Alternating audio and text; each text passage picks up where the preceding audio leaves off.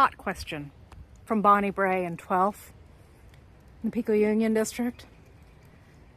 How come this house, which burned, which is flush up against the sidewalk, wasn't demolished by the fire department in a rush, but is being allowed to stand and potentially at some point be restored? But El Nido, the potential landmark 1905 house at the Hollywood Center Motel, was demolished within hours of a fire that might not have even been as serious as this one. What's the difference? Why do some neighborhoods get special treatment? And is it because there was a developer attached to Hollywood Center Motel that didn't want it to be landmarked? Why did the fire department tear that house down? And I'm glad this house is still standing, but there seems to be a real difference in policy from one neighborhood to another. Does it have something to do with the fact that Hollywood is worth so much more with no buildings than with old buildings?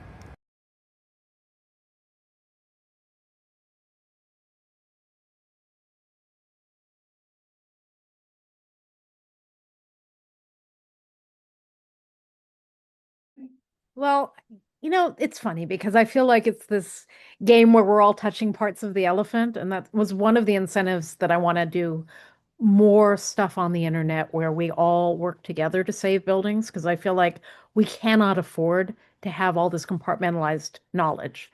We know Captain Rich Dide, who is the head of the demolition unit from fire department, because we met him. The Heavy equipment division.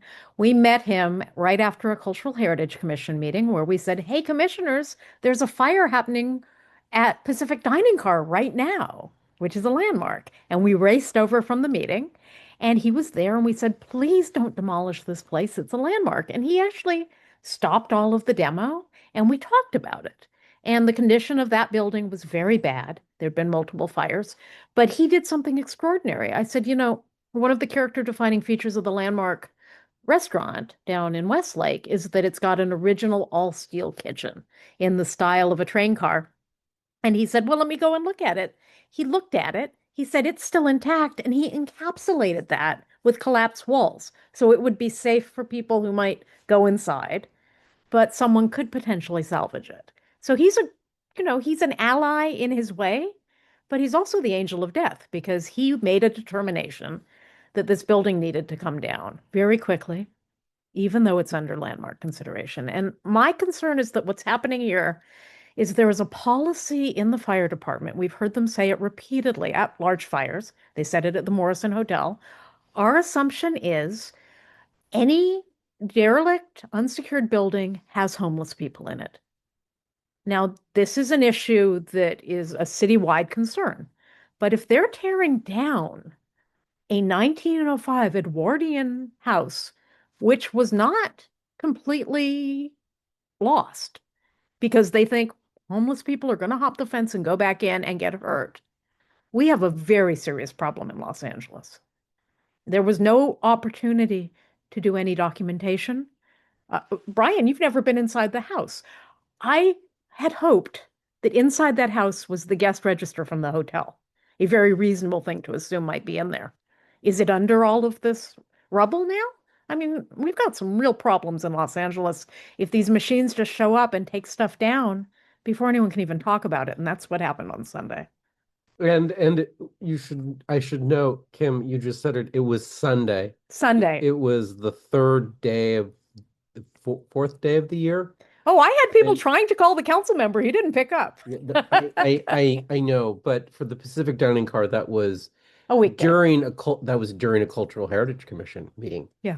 So people were checking their phones out of boredom. But I want everyone to know that if the heavy equipment unit is on the scene of an aftermath of a fire, they'll stop and talk to you. And if somebody is landmarking a building, good Lord, let them know. Get that person on the phone. Make them stop. It's not like they're on the clock and they have to bring these walls down by a certain time. I mean, I really wish El Nido could have remained standing later into the day and a conversation could have happened because we got to walk the site. We got to document it, but there was nothing left. And where is that 7-Up machine?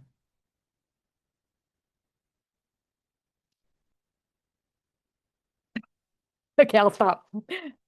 Thank you. Thank you guys very much for joining us tonight. And Thank you. this is